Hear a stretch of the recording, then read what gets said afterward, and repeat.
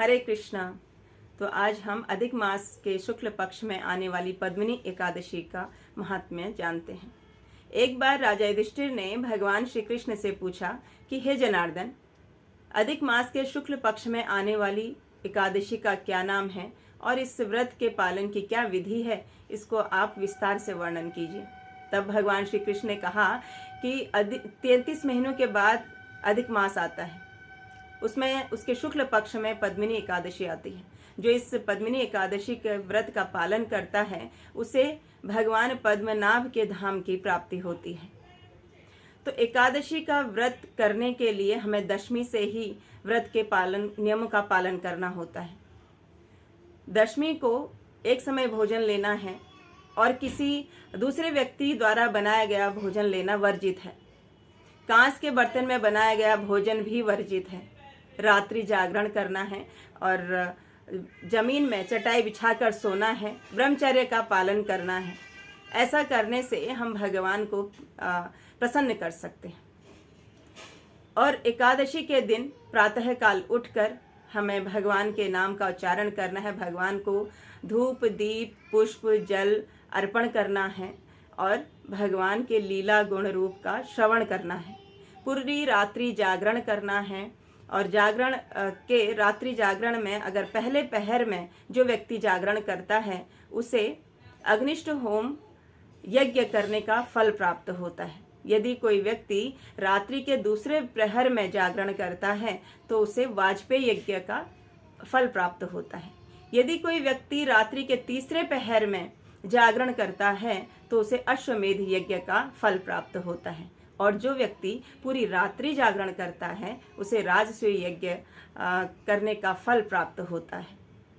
और द्वादशी के दिन हमें ब्राह्मण और वैष्णव को भोजन कराना होता है। इस प्रकार से हमारा जो ये व्रत है एकादशी का, ये पूर्ण होता है।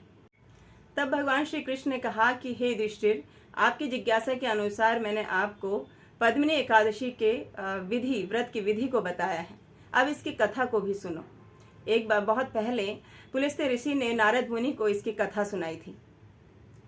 पुलस्त्य ऋषि ने बताया कि कार्तवीर्य अर्जुन नामक एक राजा था जिसने रावण को कैद कर लिया।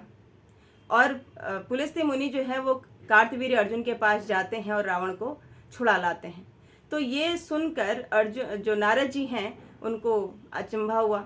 तो उन्होंने विनम्रता पूर्वक पुलस्त्य ऋषि से पूछा कि हे मुनिवर, रावण तो ने सभी देवताओं को पराजित कर दिया था, रावण तो बहुत बलशाली था, फिर कार्तवीर्य अर्जुन ने रावण को कैसे कैद कर लिया?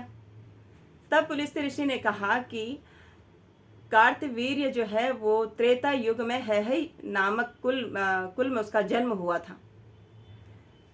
महेशपति उसकी राजधानी थी, उसकी सहस्त्र रानियां थी, मगर राज्य चलाने के योग्य कोई पुत्र नहीं था। तो उसके लिए वो चिंतित रहता था। तो उसने बहुत व्रतों का पालन किया और उसने साधु संतों की सेवा की, मगर पुत्र की प्राप्ति नहीं हुई। तो एक दिन कार्तवीर्य नामक ये राजा अपना जो राज्य है उसको अपने मंत्री को सौंपकर स्वयं वन में चला जाता है। कार्तवीर्य की एक पत्नी है पद्मिनी, जो इक्ष्वाकु कुल में राजा हरिश्चंद्र की पुत्री है। तो पद्मिनी ने देखा कि मेरे पति जो हैं वो वन में जा रहे हैं, तो उसने भी अपने आभूषण त्याग दिए और पति के साथ वन में चली गई। तो कार्तवीर्य ने और पद्मिनी ने दोनों ने मिलकर मंदार पर्वत के शिखर पर कठोर तपस्या की। 10 सहस्र वर्ष तक कठोर तपस्या करने के कारण जो कार्तवीर्य था उसका शरीर जीर्ण शीर्ण हो गया। तो रानी पद्मिनी को चिंता होने लगी। तो उसने सती अनुसुईया से पूछा कि हम इतने वर्षों से यहाँ पर कठोर परिश्रम करें, कठोर तपस्या कर रहे हैं, लेकिन भगवान केशव के दर्शन नहीं हो पा रहे हैं। तो आप मुझे कोई ऐसी विधि बताइए जिससे भगवान जल्दी प्रसन्न होते हैं। तब सती अनुसुईया ने कहा कि अधिक मास के शुक्ल पक्ष में आने वाली पद्मिनी एकादशी के व्रत का तुम पालन करो, तो भगवान बहुत जल्दी प्रसन्न होंगे और तुम्हारी सारी इच्छाओं को पूर्ण करेंगे। तो पद्मिनी ने सती अनुसुईया के अनुसार व्रत का पालन किया तो पद्मिनी एकादशी के व्रत का पालन करने के प्रभाव से भगवान श्री कृष्ण अपने गरुड़ पर विराजमान होकर आते हैं और पद्मिनी को दर्शन देते हैं। तो पद्मिनी ने भगवान को प्रणाम किया और उनसे प्रार्थना की कि मुझे पुत्र रत्न की प्राप्ति हो। तब भगवान श्री कृष्ण ने कहा कि तुम्हें अवश्य ही पुत्र रत्न की प्राप्ति होगी, क्योंकि मुझे अधिक मास से प्रिय कोई मास नहीं है और एकादशी से प्रिय कोई व्रत नहीं है।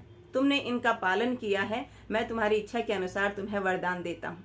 इतना कहकर भगवान जो है कार्तवीर्य के पास जाते हैं और कार्तवीर्य को दर्शन देकर उनको कहते हैं कि तुमको तुम्हारे पुत्र रत्न की प्राप्ति होगी।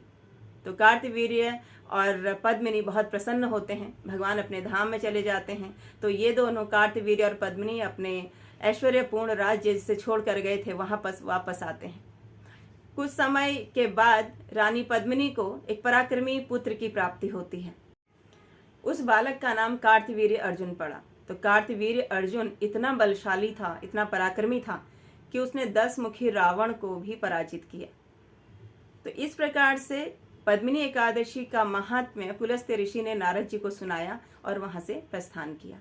तब भगवान श्री कृष्ण ने कहा कि हे युधिष्ठिर, मैंने पद्मिनी एकादशी का महात्म्य आपको सुनाया है, तो इस एकादशी के व्रत का नियमों का जो भी पालन करता है उसको भगवान के बैकुंठ धाम की प्राप्ति होती है। हरे कृष्ण।